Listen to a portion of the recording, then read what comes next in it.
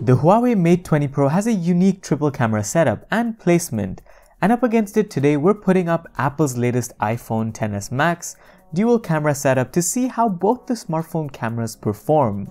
We'll begin with a close-up. I really like how both phones portray the green color on the plants, with the Mate 20 Pro swaying towards the warmer side. The natural bokeh from both phones is very impressive, but I think the Mate 20 Pro is slightly sharper with more minute details being captured. In this next one, we see towards the top that the Mate 20 Pro photo looks a bit blown out, where the iPhone captures the blue sky, but the Mate 20 Pro does a better job at capturing the detail in the background of the image near the trees. The most realistic picture of the scene would be a mixture of both of these pictures in my opinion, because neither is really too spot on in terms of colors or dynamic range. The ultra-wide lens is a new feature on the Mate 20 Pro this time, and here we see more detail being captured from the scene in exchange for a fisheye sort of look and slightly warmer color tones. Moving to more of a scenic picture, I feel the white balance is slightly better on the iPhone with more accurate colors of the sky and building in the background. Turning on Huawei's AI, the change in colors is not very aggressive, but a portion of the blue sky becomes more visible on the Huawei image, but I still prefer the iPhone XS Max photo here. At 2x zoom for the same photo, we see both phones doing a very good job. The Huawei image is slightly darker, and because of this the phone is able to capture more detail in the background of the image.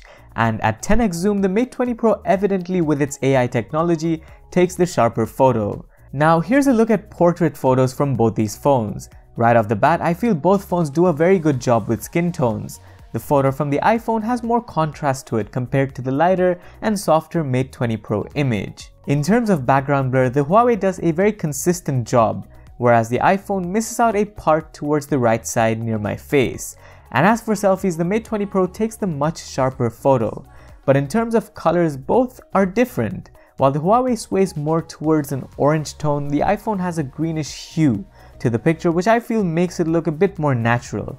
With portrait mode enabled, I prefer the iPhone again due to how it handled the background. On the Mate 20 Pro, much of the detail in the background is blown out and the photo adds a few beauty effects. As far as edge detection goes, both phones have their blemishes, the iPhone towards my hair, whereas the Mate 20 Pro towards my ear. Let's move indoors now in slightly lower light, where straight away there's more detail from the Huawei camera on the wall texture. The reflections from the bike and from the steel above the picture are better handled on the Mate 20 Pro.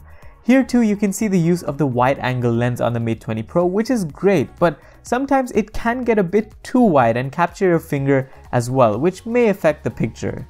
Here's a photo of a plant indoors where I prefer the Mate 20 Pro photo.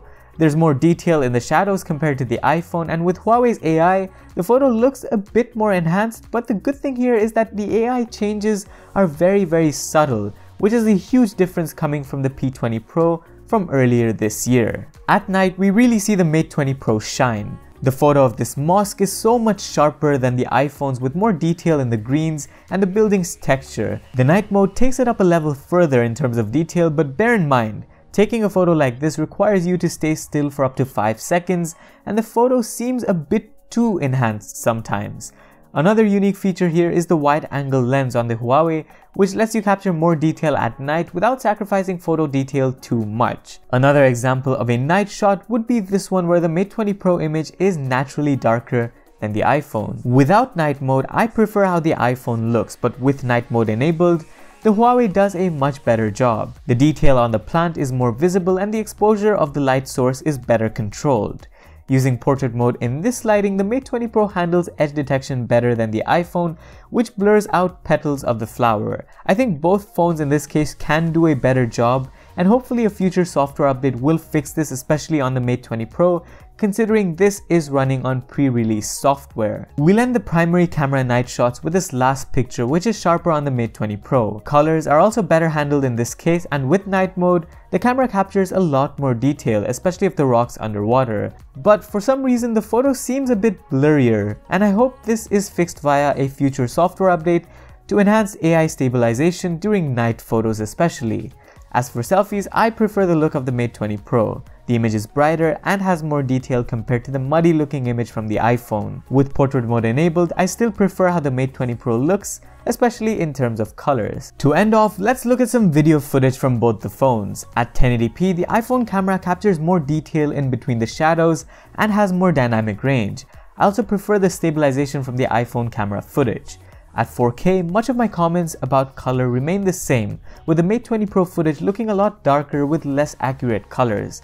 Stabilization though is hard to tell apart here from the footage samples, with both phones doing a very good job. And finally, here's some front-facing camera footage from both of these phones. From the microphone, you can judge the quality of audio that's being recorded by both these phones, and of course through the stability that you see, you can judge whether these phones would become a good vlogging camera or not. So there you have it. Let us know which phone camera you prefer in the comments down below and why. We'll have more videos coming over in the next couple of days, so make sure you subscribe to the channel to not miss out. Thanks for watching, and I'll see you in the next one. Adios.